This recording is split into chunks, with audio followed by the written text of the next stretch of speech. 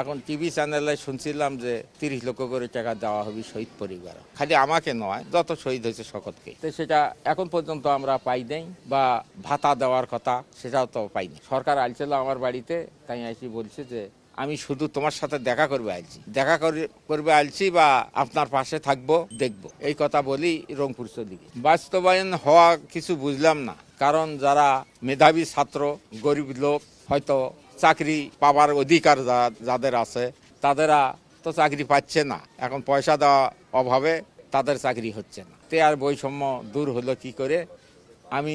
আমার ছেলে যখন জীবন দিছে বৈষম্য দূর করার জন্য, সে দূর তো এখন হলো না, ওই বৈষম্যই থাকে, তাহলে আর আমার ছেলের জীবন দিয়ে কী লাভ? সরকারের কাছে দাবি আমার ছেলে যারা প্রকৃতি হত্যা করছে তাদের ঘরক আইনের আওতায় আনি, তাদের কঠিনভাবে যেন বিচার করা হয়, এটাই আমার প্রত্যাশা। আর যারা মারছেই, যারা জড়িত